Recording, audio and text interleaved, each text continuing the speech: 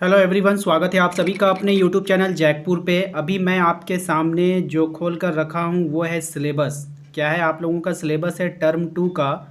तो टर्म 2 का ये सिलेबस है, आप इसे देख पा रहे हैं। यहाँ पे आप जो ये वाला सिलेबस देख रहे हैं ये टर्म 1 का था और ये वाला सिलेबस टर्म 2 का है, जिसमें कि पहला वाला टॉपिक जो है अमरूद का पेड़, इसे मैंने करा दिया है। अगर आप लोगों ने नहीं देखा है तो चैनल के प्लेलिस्ट पर जाकर देख सकते हैं, ठीक है। इसके बाद जो हम लोग करने वाले हैं, इसमें दूसरा चैप्टर करेंगे, उसका नाम है राम का भरत को संदेश। ये हमारा दूसरा चैप्टर होगा और इसके सभी इम्पोर्टेंट सवालों को आज हम देखेंगे। तो वीडियो काफ़ी इम्पोर्टेंट होने वाला है, शुरू से लेके अंत तक बने रहना है। यदि आप हमारे चैनल पे पहली बार आए हैं तो चैनल को सब्सक्राइब कर लीजिए टर्म 2 के एग्ज़ाम के प्रिपरेशन के लिए। तो चलिए ज़्यादा बातें ना करते हुए स्टार्ट करते हैं। यदि आप सभी वीडियो को देखना चाहते हैं तो डिस्क्रिप्शन में जाइएगा, वहाँ पर आपको प्लेलिस्ट का लिंक मिल जाएगा, जहाँ पर आपको आपके क्लास के सभी वीडियो दिख जाएंगे। स्टार्ट करते हैं हम राम का भरत को संदेश। इस पाठ में जो हमारा पहला सवाल है इसके आप गौर से देखें, ठीक है। पहले सवाल में कह रहा है कि इस पाठ में श्री राम ने किसे समझाने का प्रयास किया है। तो आपको कहना है कि इस पाठ में श्री राम ने अपने छोटे भाई भरत को समझाने का प्रयास किया है। बस इतना सा आंसर आपको देना है।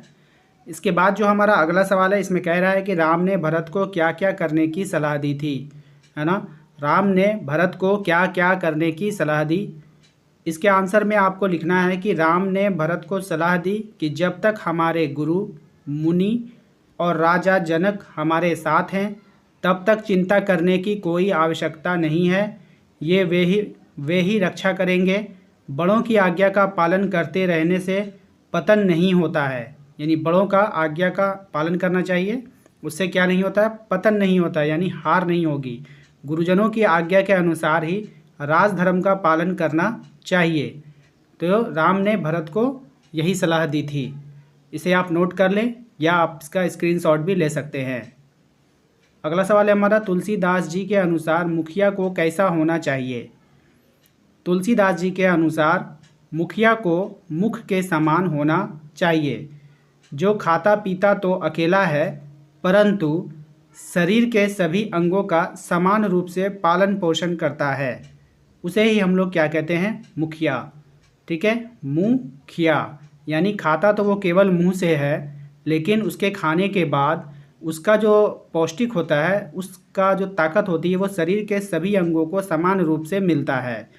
फॉर एग्ज़ाम्पल आपको मैं बता दूं, यदि आपने एक सेब खाया तो आप तो खाए हैं मुख से, ठीक है, खाए हैं मुख से, लेकिन एक अकेला मुंह उसे खाता है, लेकिन उस सेब के जो ताकत होती है, सेब के अंदर जो विटामिन्स होते हैं वो आपके हाथ, नाक, कान, आँख, बाल, पैर, पेट सभी को बराबर बराबर मिलता है।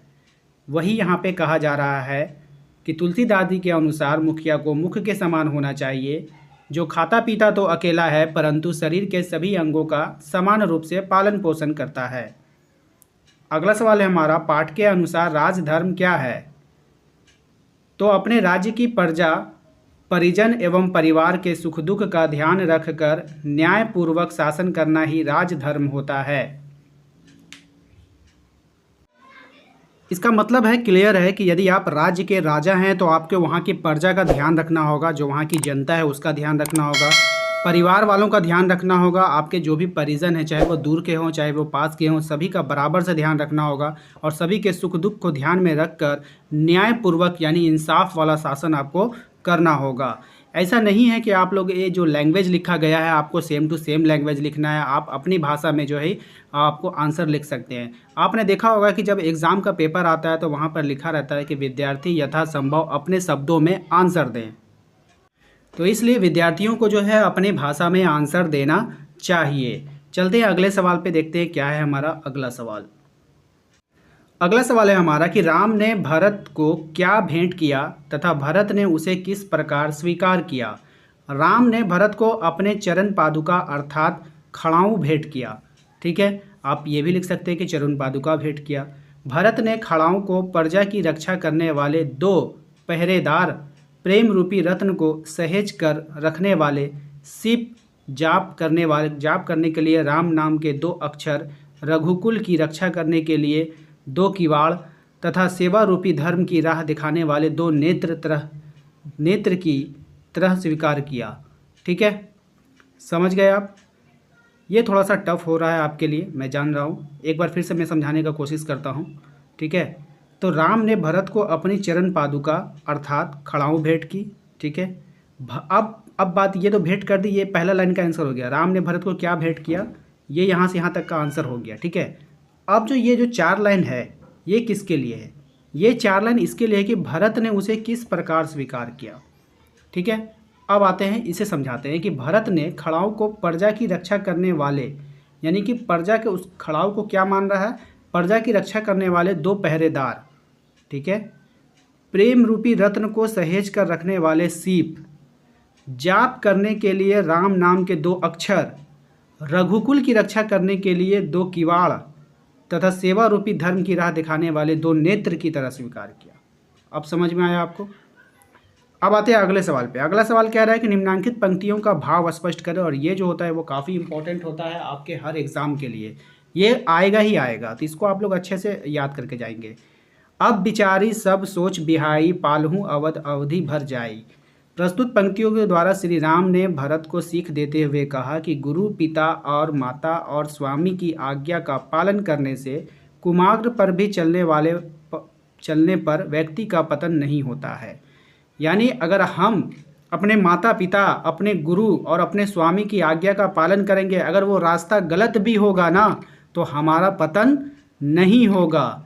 ठीक है, ऐसा विचार कर सब प्रकार की चिंता छोड़कर अयोध्या जाओ और संपूर्ण वनवास की अवधि भर उन लोगों की शिक्षा के अनुसार शासन करो। तो ये इसका आंसर हो गया।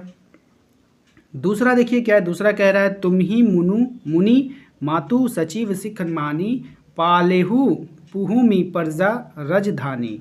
प्रस्तुत पंक्ति में के माध्यम से श्री राम ने भरत को अयोध्या के राज्यभार की जिम्मेदारी हेतु मानसिक रूप से तैयार होने की सीख दी है। श्री राम ने भरत से कहा कि देश, खजाना, कुटुंब, परिवार आदि सब की जिम्मेदारी तो गुरु वशिष्ठ जी की चरण रज पर है।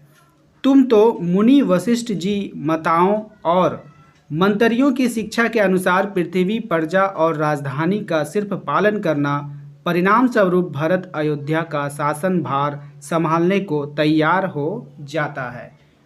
तो इसके लिए भी आप प्रिपरेशन तैयार रखिएगा, क्योंकि इससे क्वेश्चन एग्जाम में बनते हैं। नेक्स्ट क्या है देखिए, नेक्स्ट में क्या है, निम्न प्रश्नों का सही विकल्प चुनना है। यानी यहाँ पर आपको ऑब्जेक्टिव क्वेश्चन है। अब आप कहेंगे कि सर ऑब्जेक्टिव नहीं करना है। जी हाँ, आप लोगों का सब्जेक्टिव आएगा, लेकिन हो सकता है कि सब्जेक्टिव के अंतर्गत आपका fill in the blanks and true and false आपका आता है, यानी कि सही गलत का निशान लगाने के लिए, तो थोड़े बहुत ऑब्जेक्टिव भी आपको आने चाहिए। पहला सवाल देखिए क्या है, राम का भरत को संदेश शीर्ष पाठ में राम ने किसे समझाने का प्रयास किया था? तो लक्ष्मण को, भरत को। किसको? भरत को। नेक्स्ट हमारा, राम का भरत को संदेश शीर्षक पद में भरत के आग्रह पर श्री राम ने अपनी कौन सी वस्तु भरत को दी थी? तो चरण पादुका दिया था। ये क्वेश्चन आपका फर्स्ट टर्म में शायद आया था। तुलसीदास के अनुसार मुखिया को कैसा होना चाहिए? तो मुख के समान होना चाहिए। तुलसीदास के अनुसार मुखिया को कैसा होना चाहिए? मुख के सामान्य होना चाहिए। अगला सवाल है हमारा, राम का भरत को संदेश कविता में राम ने किसे समझाने का प्रयास किया? तो भरत को किया। ठीक है, और इस क्वेश्चन में ही इसका आंसर है राम का भरत को संदेश। तो हम जिसे संदेश देते हैं उसे ही ना समझाते हैं, तो भरत को।